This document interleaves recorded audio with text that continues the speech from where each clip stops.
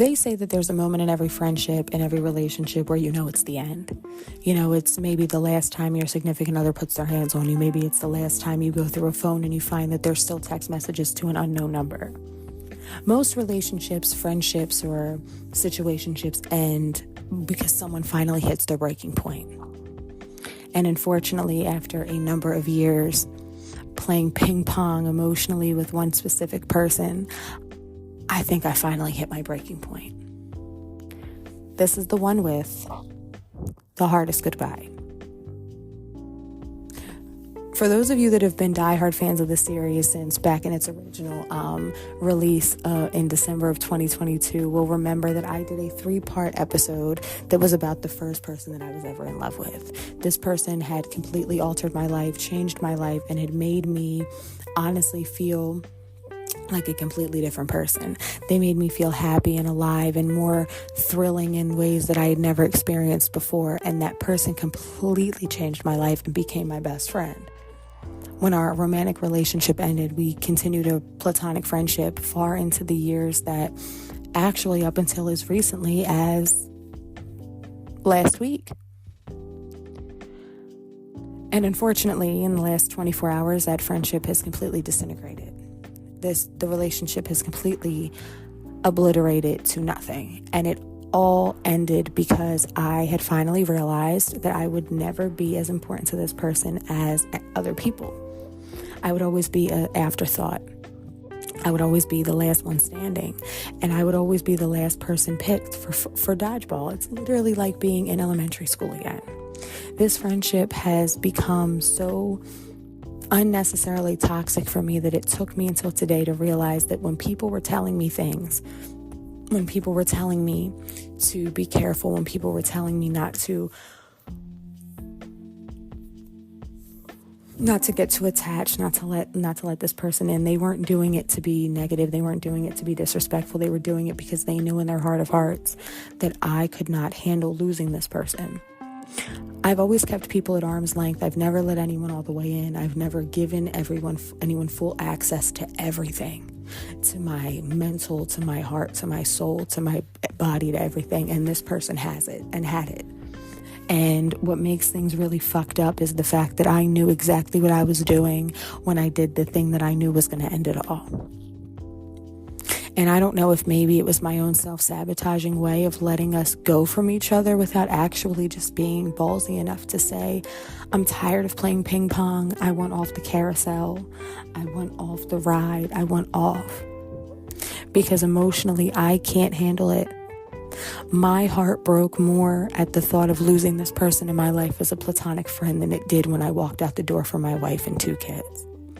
My heart broke more when this person told me that they were moving out of state for their own protection, fucking quotation marks, than it was when I watched a very good friend of mine have a mental breakdown. My heart broke more today when I thought that I was actually losing this person forever than it did when I realized that I had actually committed marital infidelity from my spouse. My heart has broken more for this person, for this woman, than it has for anyone in my entire life. And I knew that I needed to get off the carousel because that wasn't fair to me anymore. I gave love to this person. I gave emotion. I gave feeling. I gave heart. I gave everything. And I couldn't get anything back. I never got anything back. I have done things for this person that I would never do for another person, emotionally, mentally, physically, legally. And it's like, I can't get anything. I can't even get her to be honest with herself about how she feels about me. And it's not fair. For more context, those of you who remembered the original series will know that I talked about the first love of my life and how our tumultuous summer fling turned into a 9-year friendship that has been the most important one in my life. You will also remember over the course of time that I've talked about her and about our friendship and things like that, that I've changed some things around just for protection. And I'm going to tell you all right now, fuck the protection. Because I'm pissed off, because my heart is broken, because I am disappointed in myself that I have allowed another person to hurt me again. When everyone told me that it wasn't going to work, that everyone told me what the deal was and who this person was, and when everyone looked me dead in my face and told me that I was never going to be as important to this person as they were to me. I don't know how many people here would honestly let their wife or husband tell them that they couldn't hang out with someone, and they would openly tell them, I don't care what you say, I'm hanging out with this person anyway, this person's my friend. If this person has told you several times that they are uncomfortable with this person around you and you told them to get used to it, when your friends have told you that this friendship isn't good for you and you've told them that they're jealous, when you have let girlfriends go by, you have let partners go by, you have let friends and family go by and tell you that this isn't healthy and you do it anyway, when you have completely given yourself to this person emotionally, mentally, physically, and spiritually, and they don't even realize it because they don't pay the fuck attention. I knew then, and that I knew in that moment that it was time for it to be over, because when push came to shove, I wasn't the choice. When this person's significant other basically told them, you can no longer hang out with this girl, and she told them that she wouldn't, only to then sneak around and do it anyway, I knew that it was never going to be me. I was never going to be the priority. I was never going to be the one chosen. And I understand it's not about being picked. It's not about being picked first in dodgeball. It's not about being a prize. It's about a friendship, loyalty. And at the end of the day, there is no loyalty here. How many of you can honestly say that you would take the word of someone who's known you for 7+ years over the word of someone who's known you for less than 3 years? Exactly. And unfortunately, this friendship, this person who I love and adore more than anything, unfortunately does not have that same feeling. So let's take it from today. I have been adjusting to this new job, to this new work environment, and it's been very difficult for me. Today I had what had to have been probably the most frustrating and infuriating days of my entire life. And to top it all off, I then get bombarded with a bunch of messages and phone calls this morning on top of my already very exhausted morning of rushing to work because I was late. To get bombarded with messages and texts and all these other things about what a horrible person I am and how I'm a slut and how I'm a sleaze and how I should be ashamed of myself and how I'm always throwing myself at people that don't want me, and just a whole bunch of unnecessary comments. And when I realized what was going on, all I did was take a deep breath and try to remain calm, and I'm not staying calm because of the bipolar. I'm not staying calm because I was afraid I was going to lose my shit. I wanted to stay calm because I always made a promise to myself that I would never use a person's past, a person's sexual history, or a person's way of hustling for their bread against them in an argument. I would never throw a woman using her body for money in someone's face during an argument, because I don't believe in that. I believe that that's shaming. I believe that that's sexual shaming. I believe it's women shaming. I believe it's very rude. And I do not believe in doing that to women at all. However, I do believe in doing it when it's justified. And that's exactly what I did today.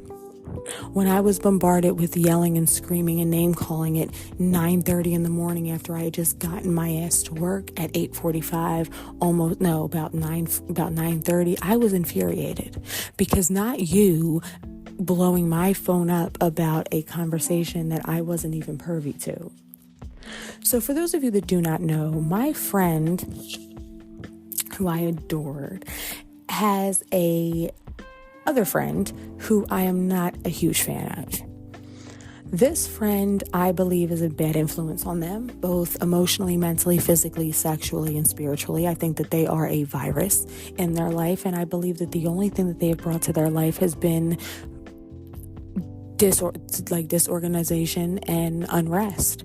And while I'm not saying that I'm the greatest fucking thing since the invention of the donut, I do believe that I have not been nearly as lethal to this person as this other person has. And so for you to have a friend who you've known for almost 8-9 years, who you have had a relationship with, who you have had emotional connection with, who you've had a physical relationship with, and a mental one, for you to not give them the chance to explain themselves when they're being accused of something that they have no idea how to defend, it's kind of ridiculous.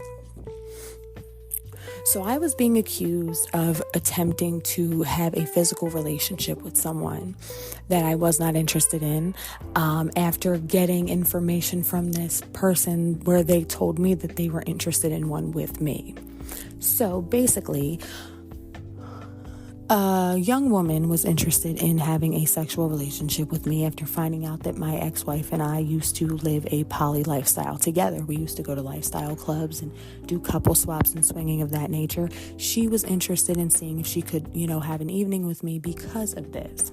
So naturally, because she doesn't know me yet and she doesn't know my wife, she goes and asks my friend if it's okay if she talks to me, if she's okay if she, bridges that gap. And my friend told her no, supposedly.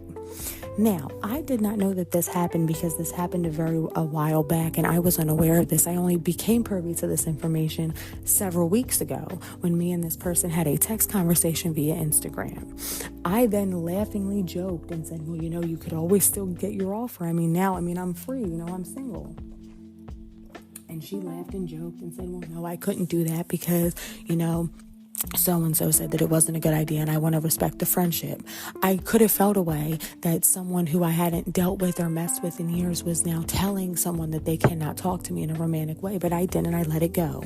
I thought that was a conversation better had in person. And unfortunately, yesterday, I guess, was my opportunity to have it in person, but I couldn't go.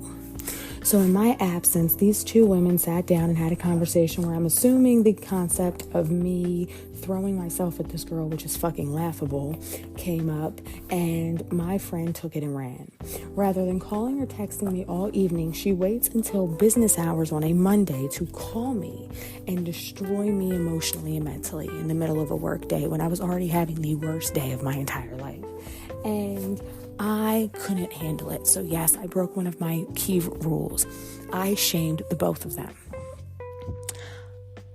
My friend has recently had a lot happen to her. She has lost a sibling. She has lost a job. She has moved out of state. She has had a very tumultuous, very toxic, abusive relationship. And I have done everything in my power to try to help her. And unfortunately, I was not able to help her the way that I wanted to. And so therefore, I need to, in some capacity, distance myself. So when I knew that there were these conversations, when I found out that there was a conversation had where my body count was brought up, where my sexual, desires came up, I decided that I was going to speak up for myself, and I said it. I would not have sex with that girl if she was the last person on earth. I believe that she is I genuinely believe that she's dirty. I believe that what she does to make money is trifling. And I believe that how she earns her money and how she makes her friends is very disgusting. And I would not touch her with a 10-foot pole because I wouldn't want to end up with anything itching. I am not interested in the girl. I'm not. I jokingly flirt with people a lot on the internet because I think it's funny. But the people who know who I want and who I don't want are well aware of my taste. They're also well aware of who I will and will not take seriously. And one of the things I do not take seriously is people that are for everybody. I do not take people seriously that boast about their body count, who boast about fucking people for money and boast about fucking people for drugs. I will not take you seriously. I will not lay down with you. And because I know that you fuck men raw, I will not put my mouth on you. So therefore, I was pissed because this person who I wouldn't touch with a 10-foot pole and who I jokingly made a sex joke to is now telling my best friend, who already has a weird emotional connection to me, and we have this weird, we used to deal but we don't deal but we still talk like we deal situation going on. And I felt like she was doing it on purpose. She was doing it because she wanted a relationship with my friend. She either wants a friendship or she wants a relationship. I personally don't care. I gave up wanting to be with this person years ago when I realized they would never leave men alone and they would never leave the toxicity alone. And I have grown a lot in the last few months, almost a year, and I cannot afford to go backwards. I would not be with either one of these women. And the problem is that no one called or texted me to ask me what happened. No, instead I get bombarded and called names and bullied and berated and treated like dog shit for 3 hours while I'm also having a bad day because I'm at work. My hair's not washed. I don't feel like I'm putting my best image out there, and I'm already having a hard time adjusting to the job, the new responsibilities, and everything else I have to do. I'm literally having a work and life crisis simultaneously in the same place on the same day. And I completely lost it, and I aired them both out. And when I did that, I immediately felt guilty, but I also felt a sense of relief because I'd finally expressed myself. But it has been decided that we are no longer friends. She's not speaking to me. I've been blocked on every form of social media humanly possible, as well as phone numbers. And this will be the first time in almost 8 years that I have not spoken to this person every week. This will be the first time in years that I have not talked to this person or had a conversation with this person. This is going to be the first time in a very long time that I don't know when I'm ever going to see or speak to this person again. And it's a little emotional because I didn't even get the chance to explain. I didn't get the chance to say it was a joke. I didn't get the chance to explain anything. I was only given 2 seconds of speaking before I was cut off. And I don't think that that's fair. But however, life isn't fair. And one of the things that I've learned while putting this series together, and one of the things that I have learned while putting this image of myself out here to the world, is that you can't tell people what to think. I can't tell people to listen to this and then not call me an asshole. I can't have people listen to this and not call me sleazy. But at the end of the day, what I can say is that for the last 8 years, I have had a really great friend. Someone who I have fallen in love with, someone who I have fallen out of love with, someone who I have learned to love platonically, who has taught me a lot about life. And we took a real journey with each other, and I am forever grateful for that. She has a place in my heart that no one's ever going to be able to fill.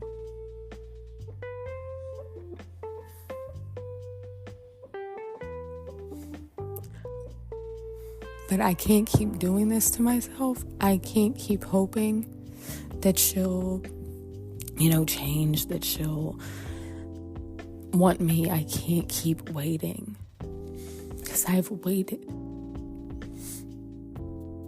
And it's like, it's never going to be our time. It's never going to be our turn. And I can't keep waiting because I'm going to miss the person I'm supposed to be with. I'm going to miss my forever. I'm going to miss my future if I stand here and I wait for someone who's too afraid to be honest. And it sucks because I've lost so much this year, and I've lost a lot of people, and I've lost a lot of opportunity. But the one thing that hurts more than anything is losing a friend, because I've lost a few in the last couple of years, and out of all of them, this one hurts because it's not like the others where they've passed away or they've gone to different countries or they've just moved on with their lives. This is someone who is literally in front of me and is going to be in front of me, and I won't be able to talk to them. And it's crazy because she was the one who told me to keep this podcast going, to fight for it, to get it back. And it's like I did all of that, and it's like, what is it all for, But I digress. The importance of friendship and the importance of love in all areas of the world is that we as human beings can be able to sit there and say that that person made a difference in my life. And she did. She came in like a hurricane, and she disrupted everything. She taught me how to love, and I'm grateful because I can honestly say that whoever gets my heart next, if anyone gets it at all, it's gonna have a lot of duct tape and glue, but it still works, and it's still open to finding someone that'll make them happy. So, until next time, ladies and gentlemen, and non-binary folk alike, please make sure that you guys check in on your friends, especially the strong ones, because there's a chance that maybe one of your strong friends had a really shitty day too, and they could use a pick-me-up right now.